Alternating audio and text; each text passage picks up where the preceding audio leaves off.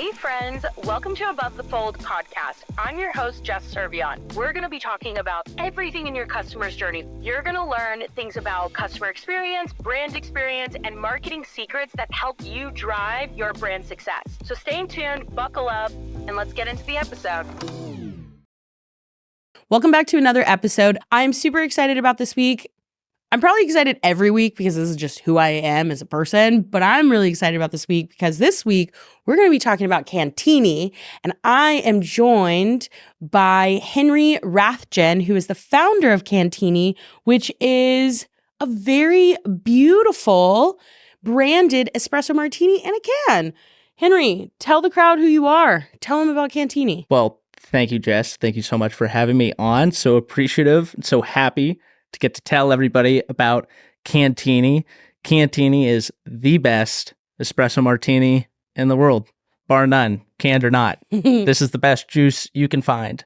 So we, Can-Tini is a Austin-based company that we launched at the end of June. I was about to say 6 months ago, but I guess that's more like 8 months ago now. Time flies. Yeah. And we launched it in Austin, and we're primarily just Austin-based, and that's just where we're focused on distributing right now. Yeah. A little bit in Dallas. I'm from Dallas. So there's enough organic Just in friends and family, people that want it, that Yeah. we've, put it in a few stores in Dallas, but mainly our focus is Austin. Well, I think it's really beautiful. I'm going to hold it up for anybody viewing to the camera again, and we'll have some some shots on it.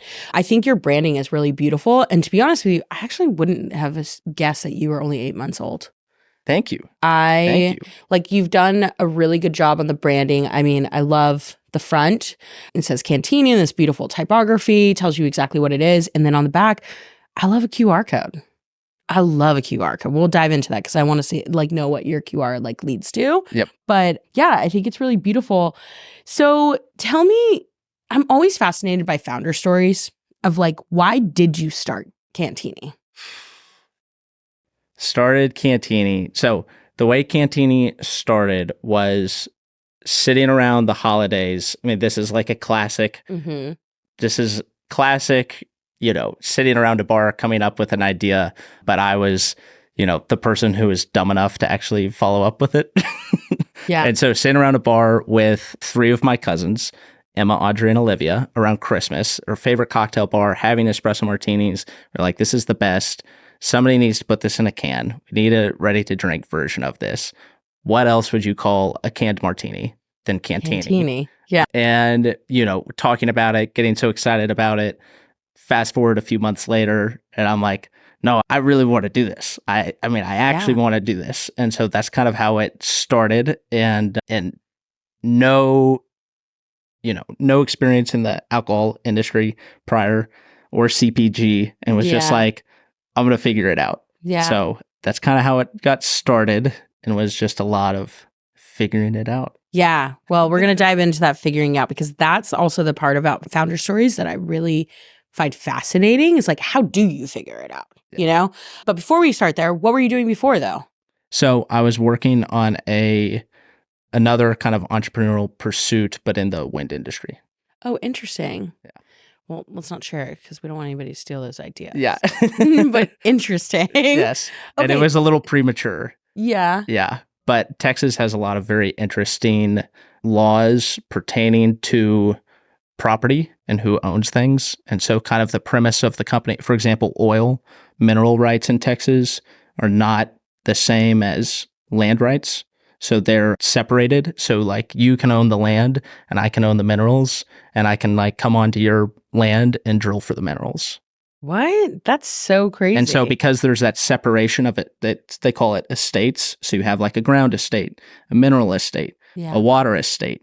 We were like, well, let's take the legal precedent from that and apply it to a wind estate, where you would be buying, which I think they have in New York as well, where you can own the actual air and sky above property. So I'm sorry. I don't. And so we were trying to take an approach of like separating wind rights from land rights. Yeah. And it was a little, we talked to a lot of, too meta. we're like, what are you doing? Like, no, we're not interested in selling anything to you. And so Wow. kind of fizzled. Well, that's okay. I think entrepreneurial life is sometimes like that. You have one idea and then it leads to another idea. Yeah. You know? But it sounds like for you as an individual, because we've just met like only a few weeks ago. Yeah. So I don't know much about the Henry, but it sounds like for you, like you've always strived to be an entrepreneur. I like creating things. Yeah. I like creative stuff, whether it's, writing or photography or just coming up with. I like having an idea and bringing it to fruition. Yeah. I am a very creative person too. Like I went to art school and then cool. So like What was your focus? Fashion marketing. That's why I'm like literally love marketing. I mean, I feel like that ended up being perfect for CPG. I feel like CPG's become much more elevated and it's like marketing and doing things in a cool kind of sexy way like fashion. Yeah. Or am I a little off on that? No. You're totally right. I think what's interesting about that past, so a little bit about my past is went to art school and then literally graduated and was like, I want nothing to do with this. Like at all. Mm-hmm. But at the time, I was also working at a bank. I was like a personal banker. I was a teller. I was like all these different positions in a bank. So I continued doing that. And I worked in like customer service in like those capacities, right? And so I continued doing, because after I graduated, I was like, well, this is a nice job, like whatever. And then like my pathway went, doing this and that and like all these different like service related jobs, but all like customer service, right? I'm not made for the food industry. I worked in a restaurant for 3 days and I was just like terrible at it. Yeah. Like I was not good at like that at all. So I just knew that like anything that didn't involve me serving in that type of service industry, it would be good for me. But various office jobs, this, that, and the other thing, worked in startups. Well, various office jobs, then travel industry for a long time. Okay. Learned sales. And being like a customer success person, so like account management too. And then I went into SaaS and then like a lot of B2B, whatever. And then I ended up at Feastables in e-com. And that's actually when I ended up in e-commerce is when I kind of discovered I wouldn't say my newfound love for marketing because I've always been a marketer, right? Like even when I worked in the SaaS industry, I even did like product marketing. It wasn't just all like customer experience. Everybody all these things. at a startup is a marketer. Yeah, absolutely. Because you got to everybody's marketing. You got to slang your everybody product. if it's a small team, everybody's got it is part of the marketing effort. Yeah. Well, that's the beauty about startups is you wear every single hat at the startup. And I love that. Right. But anyway, the long-winded story is like, so art school degree, fashion marketing, ended up in more marketing and like e-com and now I get to incorporate like CX and marketing. So it's more of like brand experience and brand marketing. And it's just really dope and really fun. That's why I'm a fucking nerd about branding. Yeah. That's why I literally was like, your typography on the can is really beautiful. And like, I noticed that before I noticed anything else. Well, thank you. It is, it's the cutest can. Yeah, I love it. Is it not? I'm going to take them home with me. I hope so. They're mine now. So, okay, let's go back to your journey though as a founder, right? So you have this idea. Did you start with your brand kit first or did you start with the product first? Both simultaneously, but the product took a lot longer. So we ended up having the brand kit done like before the product, which now I look back at it and it's like, oh, we should have made sure that, we had the product squared away before we went and did the branding. But as I'm sure lots of people can relate to, when, our timeline, what we drew up and what was reality was very different. So it took a lot longer for us to actually hit store shelves than we could have ever imagined. So how did you, it's really funny because I actually start brand kit always first. With any idea I have, I'm like, well, how am I going to brand? Well, it's the most fun thing. I know. So so that's how we started, and Alex Ostroff did our branding, and it's nice, awesome. Yeah, no, it's really beautiful. Okay, so then you started distributing retail, right? Yeah, and that was like, so do you have D2C right now? Not right now. So we actually have a bunch of really exciting changes that are happening next month. And so we could talk, we talk. Okay. So the biggest one is that, so this is of Can-Tini. Next month, we have a new and improved formula that we're bringing to market. And so part of the reason why we just wanted to do Austin first is to put it out in the market, get market feedback, listen to, what people thought about Can-Tini. Yeah. And it was really awesome. It's been very encouraging and it's done very well. But we've had one piece of consistent feedback, which this martini right now has like a little bit of fizz in it. And people are like that, which was not by design. There was a little bit of a manufacturing hiccup. And so people are like, what? I wasn't expecting this. And so we have a new run. It's back to being it's a still product. So we've gotten the fizz out of it. And then we've also kind of sanded our formula a little bit and made it a little more coffee forward. A bunch of other, don't want to get too much into it. But I think when we've put the version 1 and V2 in front of people, it's unanimous V2. Like, I think the V2 is like exponentially better than the product that we have right now. Yeah. But that's also like the beauty about you putting a product out on the market and then getting your consumer feedback. Yeah. Right? Like, you should always be learning. Like, I don't care if Can-Tini is, a month old or 8 years old, right? Like, I think that customer feedback it has to be a continuous loop.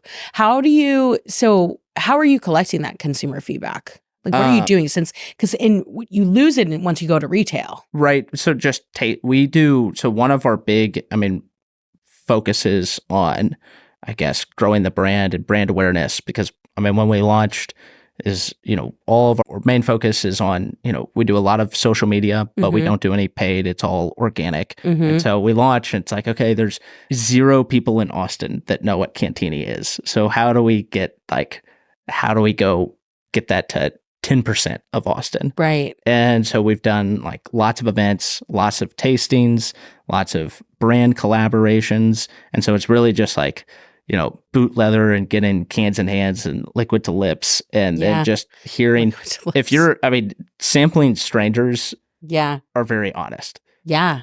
Fair. Like sampling your friends and family, it's like, okay, don't just close your ears and don't listen to anything they say. But going out to strangers and giving them product will tell you a lot. Yeah. Yeah. And absolutely. And also the great thing I thought for us is that the only feedback was that bubbles. So it wasn't like everybody had a different thing where it was like, what would you change? Or what do you not like about it? Everybody was like, the bubbles. So it wasn't like we had to sit there and be like, well, should we make it more sweet or less sweet or this or that? It was like, no, we know what we have to change. It's the bubbles. So that's awesome. Like to have it's actually really awesome to have that consistent feedback and know what the next step is. I'd be way more worried if it was like 6 or 7 different. Yeah. It's like we keep hearing the same 6 or 7 things. Yeah. You're like, fuck. Oh, okay. Back to the drawing board. Yeah. I think that's really cool. I think so. Going back to experiential marketing and gaining that organic traffic, how do you suss out is this the right opportunity for me? With events? Yeah. And collaborations. Events and man, it's funny. I don't know. I feel like the people, because it is very small and that we're very targeted to kind of the young professional crowd. We're going very hard at the, 21 to 35-year-old range, that the brand and especially people in Austin, I feel like they kind of hear about it and yeah, you're sorry, fine. this has been a bad answer to the question. No, this is good. No, but I don't know, just things that are cool. I feel like we really know what the brand identity is. Yeah. And we know what feels like Can-Tini. And so it's not been, you asked that question and I've never thought about it that way because everything's very it comes across the table and it's feels like Can-Tini or doesn't feel like Can-Tini. Yeah. And so we just know what the brand is and where it fits in and how it should show up and the kind of, people that we want to, and the kind of brands that we want to associate with. And so, but that's kind of the big thing, I guess, that we take into consideration Yeah. is the brand association and Yeah. how it's going to show up. And So fun fact for the audience, and if you've been following along with like we do like really fun events. And so how Henry and I actually met is I did this event that involved armadillo racing. yes, And then Henry's like, hey, when's your next event? Because I want to collaborate with you. Yeah, that's So, exactly right. That's your audience. Yes. Any armadillo race, if you are hosting an armadillo race in the great state of Texas, hit us up. We've got Can-Tini for you. He wants to sample Can-Tini with you. I promise. Yes. I would love to sample Can-Tini right now, but it is 8:27 in the morning. It's a little early. Probably not It's a a little early. idea. Yeah. And we both have some big travel days ahead of us. I know. How do obviously you're in like the product and like, figuring out that product market fit and like getting distribution, but how are you thinking about Can-Tini's, like the future of Can-Tini? What's your hopes and dreams for it? Like, where do you want to go? Like obviously outside of Texas, but like, where are you trying to go? Obviously outside of Texas, but right now, I mean, it really is just like dead set on winning Austin. Yeah. And just being like a brand where it's like, okay, it's undeniable that you can go into most, bars, you can go into all of the big liquor stores and the chains, and Can-Tini is there. You may walk into a friend's pregame and see Can-Tini, or hop on a boat to go wake surfing, see Can-Tini, want it to actually, if you live in Austin and are kind of that, young professional, The South by Southwest that type. demographic, the South by Southwest type that you've, seen and would recognize a Can-Tini. Yeah. So it's winning Austin, then doing Texas, and, and then after that, moving on from there, but kind of doing a methodical kind of, state by state approach. Yeah. I think that's thoughtful and slow scaling, but I think you nail that audience because, well, especially in Austin, that audience is also a lot of transplants too. Yep. So it's like, then you bring Can-Tini to like New York or other places, Exactly. Yeah. I know. With South by this, starting this week or next week, the next couple of weeks. Yeah. It is, it's been brutal that we couldn't have gotten V2 ready for this.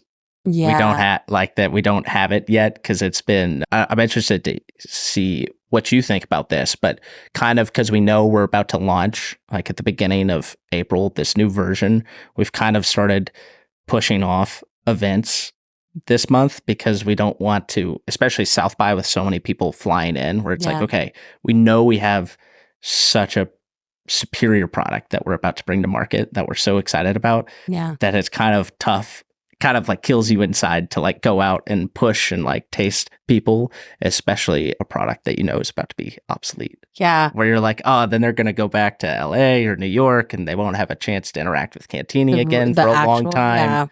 And so everybody's been very understanding where we're like, listen, we tell them what's happening. They're like, okay, we'll do an event next month, but won't hit quite like South by, but but then you'll just get it next year. Exactly. Exactly. And the year after that too, right? You got to manifest that, baby. Oh yeah. Okay.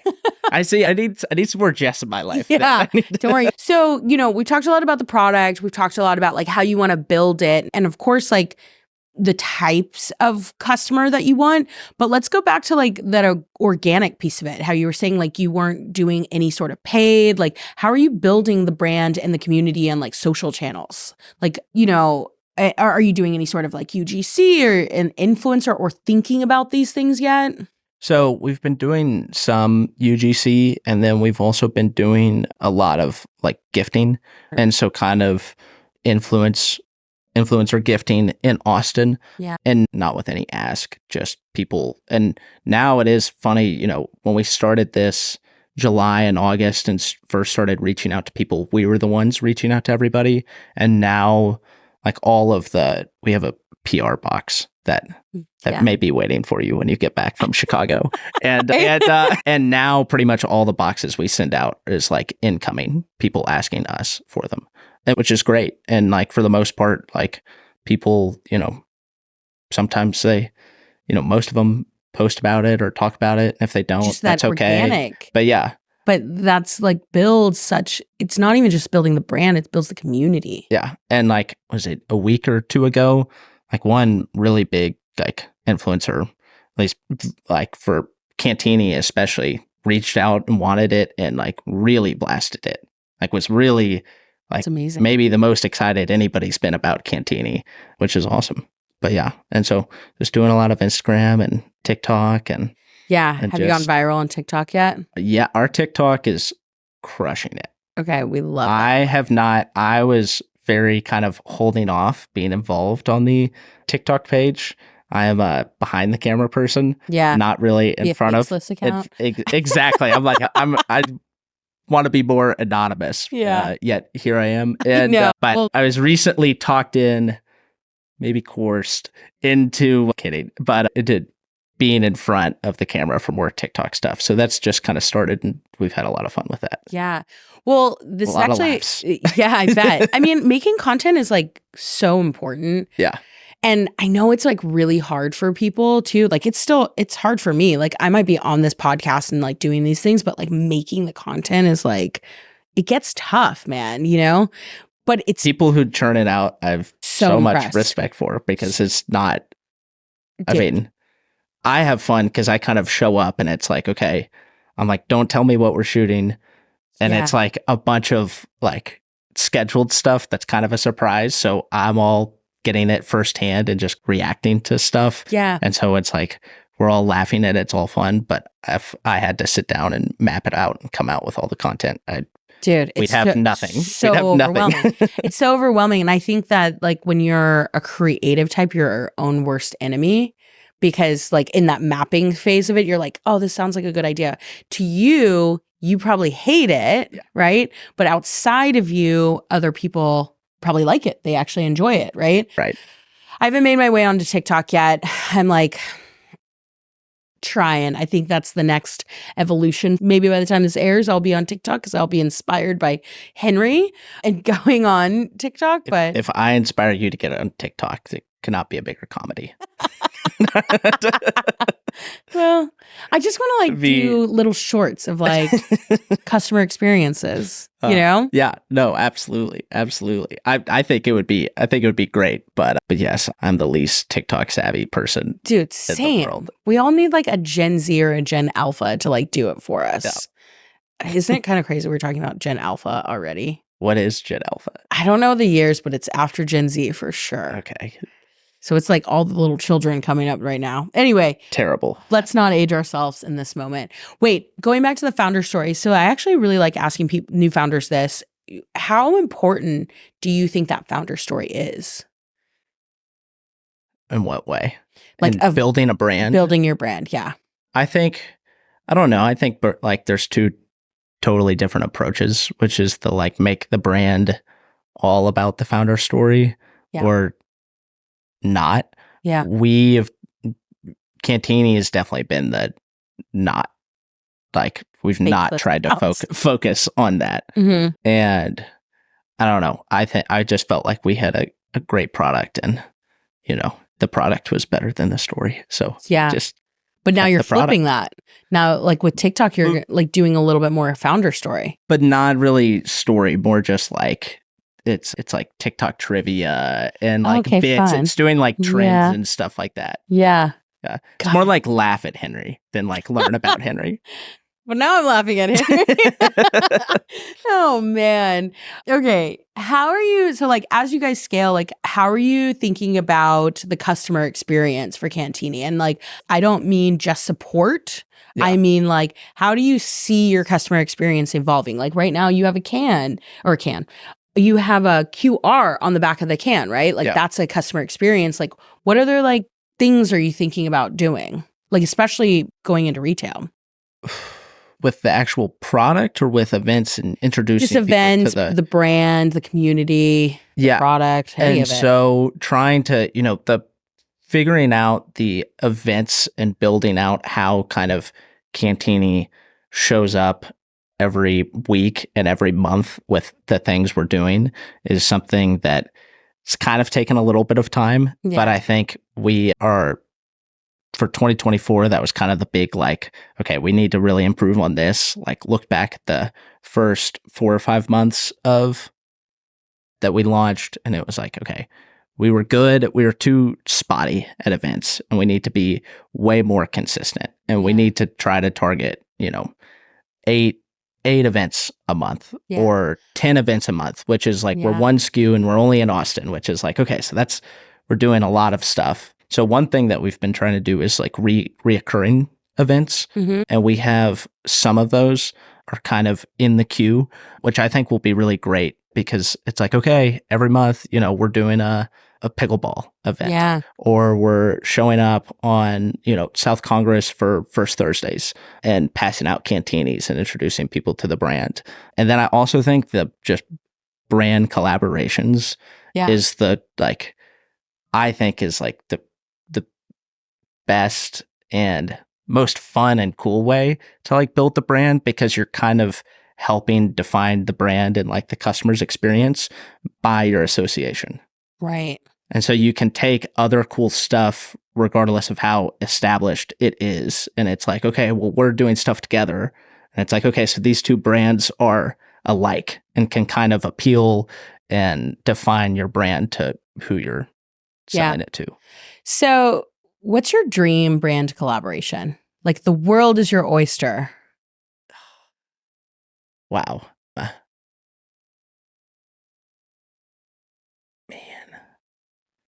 That's a good one. We kind of... One of my favorite brands is Saba, which is, I'm wearing Sabas right now. And Saba's and so we've been doing some stuff for First Thursdays on South Congress with them. It's kind of very like low key, but so I love that brand, and that's been like, I think that's like for the brand association. I'm like, okay, that's perfect. Well, I hadn't thought about that because I keep it so just Austin kind of focused right now.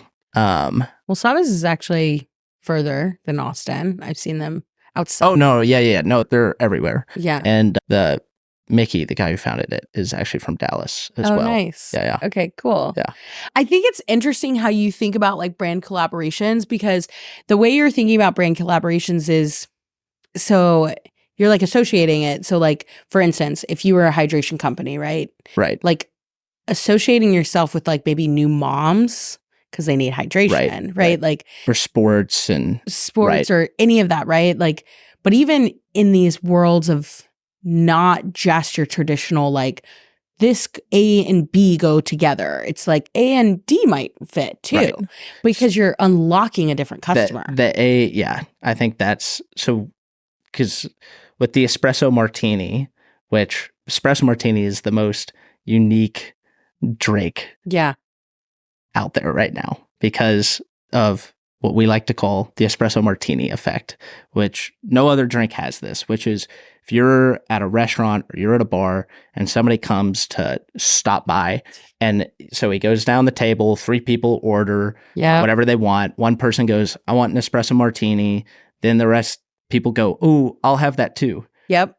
And then it goes around the table. It's like, you know what? Everybody looks around and they're like, let's do a round of espresso martinis. All the time. And then your night gets sloshed after that. And it's so fun because no other drink has that kind of camaraderie. Yeah. And like, if you're all like having espresso martinis, like it's going to be a fun night.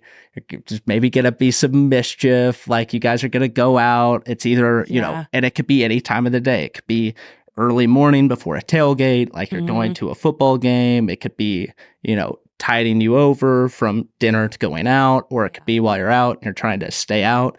But it's a lot of fun, and it's something you do as a group. It's not something you do like one-off. No one's having an espresso martini like at home alone. No. You're always doing it with someone else. Yeah. And so it's like a very shared like experience. And so that's kind of what that with Can-Tini, what we kind of want to like, I guess, have a big brand association with the brand is that, if you have a Can-Tini in your hand, just like if you have an espresso martini in your hand, like subconsciously, that means you must be doing something fun. Yeah. And you must be laughing a lot. You must be like with your friends, the people that you're like really close with, that you like cut up with the most, and you guys are going to like have a great time. Yeah. And so that's like a little bit of lifestyle, like Espresso Martini lifestyle, where it's kind of that feeling that we try to like market our brand as and that we try to sell. And so then I think it's really fun then to go look for other brands that are whimsical or cool or kind of embrace or lean into similar, have created similar vibes, for lack of a better term, where it's like, okay, well, let's go associate with them because they're cool and they're fun. And you may be like, well, what's a flower company have to do with like an espresso martini? I can see that. Or like, though. what's a shoe company? Or why does, a pickleball club? And it's like, well, if you're going to go play, like, if you're going to a pickleball club, you're probably going to be rolling in there with 3 of your best friends, go play doubles and have fun. And it's something you do all the time. And it's like, well, why not have an espresso martini and like everybody have one together and kind of, have fun. Yeah. Laugh. Yeah. Hang out. I mean, it is a vibe. Like espresso martinis are definitely a vibe because you're right. Like I always think about that end cap for the night, or like you're finishing up dinner. It's a bookend drink, dude. It could be either one, and it literally goes down the line. The first or the last. Yeah, and it literally goes down the line. It's like I could order one, and then you're like, "Oh, that sounds so good," and then all of a sudden you're ordering like several for everybody.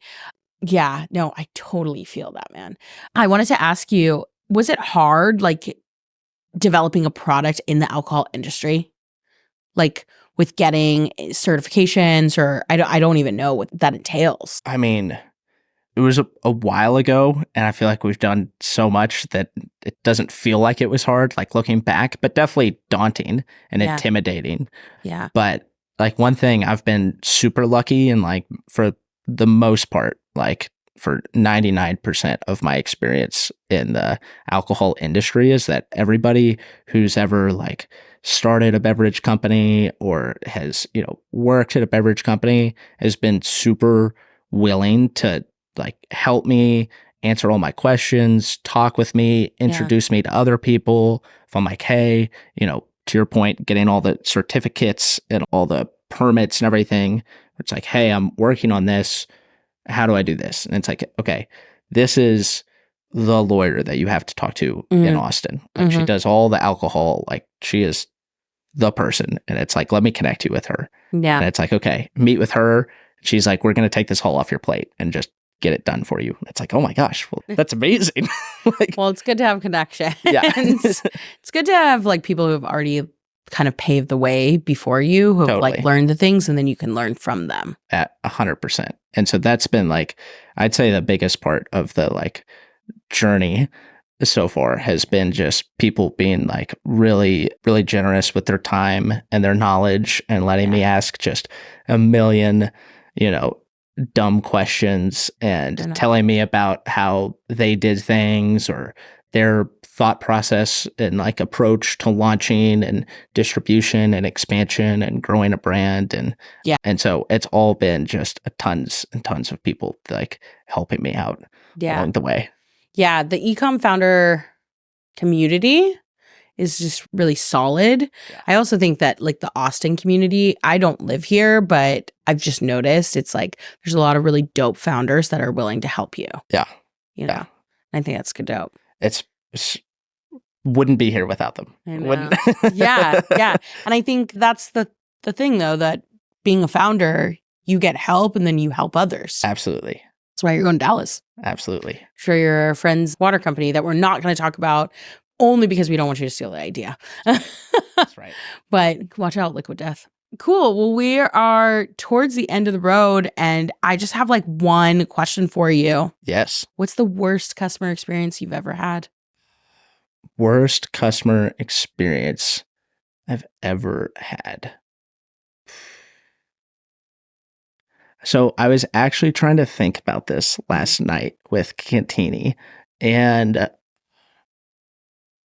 I mean, I don't know if any bad ones, because I've had people be, like very blunt I don't want to say rude because it's not rude. Don't like your product. We're there to collect, Yeah. to get people's feedback, Mhm. but have people that are really blunt. But I don't feel like that's a bad experience because it's like that feedback feels pretty honest. Yeah. So then, it's a good experience. Right. So it's a good experience. Yeah. But yeah. I All don't know. right. I'll take it. Yeah. I'll take it. All right. Tell the crowd and the audience where they can find you. Okay. Go find us on Instagram, TikTok, Drink Can-Tini. Go on our website, can-tini.com. Check out our map, see if we're sold near you. If we're not sold near you, we have a request us button. If you go in there, Google Maps will populate it. Look for your favorite liquor store, whatever's near you.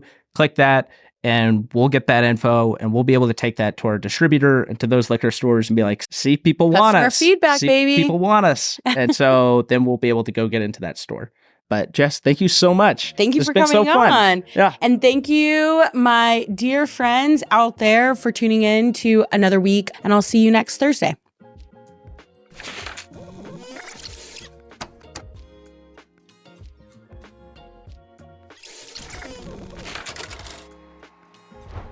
Dang, we've made it to the end of the podcast and you're still here. So thank you so much for listening to Above the Fold podcast. For the best of this episode and every episode, be sure to follow us on Instagram and my YouTube channel. And for deeper dives on the secrets to brand success, don't forget to subscribe to my weekly newsletter, Sunday Postcards.